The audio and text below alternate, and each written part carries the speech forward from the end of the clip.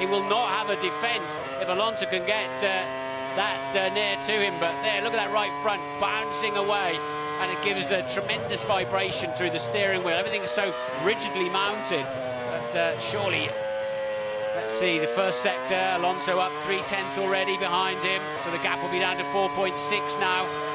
And the laps are closing fast, though. Where is you'd be there? Look, Alonso just nipping underneath. I think it's Jenson Button to put a lap on him. He's having to take all the risks through the back markers, but he's got to think of the championship. But he really can smell a victory now.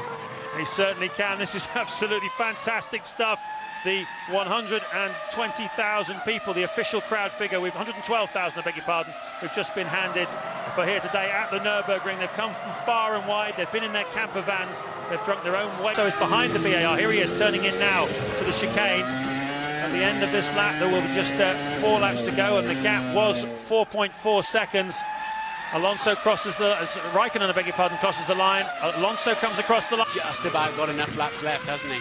Well, we've seen defensive driving this season from Fernando Alonso. 3 times a race winner. Fantastic stuff for the last 3 Grand Prix. Spain, the last 2 Grand Prix, Spain and Monte Carlo, and in Imola as well. In fact, if you go back that far, he had to be extremely defensive. Michael Schumacher attacking him there.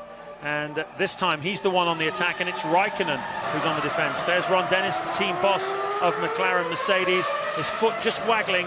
A little bit of excitement and tension there in the foot of Ron Dennis.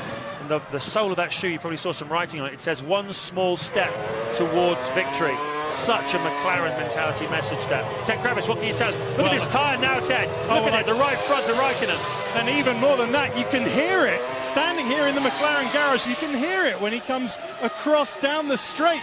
Everyone else sounds clean. You can probably hear them in the background. They go, ew, ew, and then Raikkonen comes and it's brum, brum, brum, brum. It is as bad as that. Sound effects by Ted Kravitz. Copyright ITV 2005. Well, I guess Alonso can't quite hear it yet, but he will soon at this rate. He's now just encasing. Oh, look at that.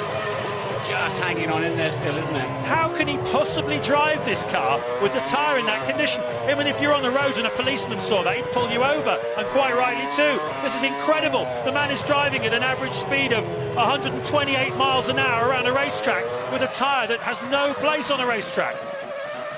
The lead down to 2.7 seconds now, and they're coming up to lap Montoya in the sister car, who's in P8. He is in a point-scoring position now, and now we get a good shot. Look at that, it's just moving around almost on the rim, the tyre there. So that's the big flat spot we saw him put on it when he was trying to lap Jacques Villeneuve, and it's somehow hanging on.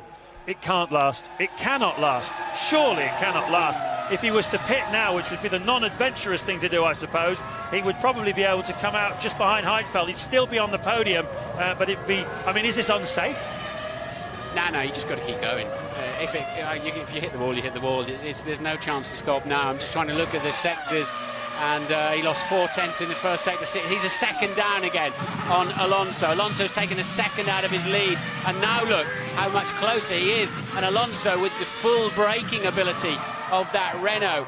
We are going to see a showdown in the final few laps. For the second time this week at a major sports event, I'm shaking. I was in the stadium in Istanbul, I was shaking for the whole of the second half, and I'm shaking again now, because this is the most fantastic finish to a Formula One race. Raikkonen is under real pressure. There it goes, the tyre lets go. He just misses the VAR, and I said he should have pitted. I told you he would have got a podium if he'd pitted, instead of which he's going to get absolutely nothing. Ron Dennis can't believe it. The racer in Raikkonen wanted the victory. He wanted to stay out there. The common sense man said bring him in. They didn't do it. Alonso's going to take another 10 points out of him in the World Championship, and there's a smile underneath that Spanish crash helmet, because Alonso is going to win the European Grand Prix, having not had a sniff of it for the whole race. And when it went big, didn't it? Took the suspension with it, but they need to pull these points back on Alonso. They had to take that, the racer's gamble. They had to do it, and that's very reminiscent of when Mika Häkkinen had a failure, similar failure. Just about took Jenson Button out of the race, but missed him. Button moves up to P10, Coulthard up to P4 then, and well, I don't know. Analysis will say yes, you should have changed it. Of course you should have changed it. It would have been 6 points versus no points. Maybe that's just, I'm not a racer and you are, but last lap you don't come in for a pit, but that looked dangerous to me, and well, there we go, it's off.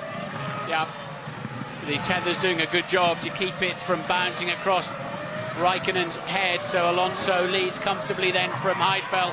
Barrichello still trying to put Heidfeld under pressure. A lot of debris on the racetrack. And through to complete a very unlikely victory comes Fernando Alonso. He hunted down Raikkonen. He has his 4th Grand Prix victory of this extraordinary 2005 World Championship. He loves it. He absolutely loves it. The 5th win of his brief career.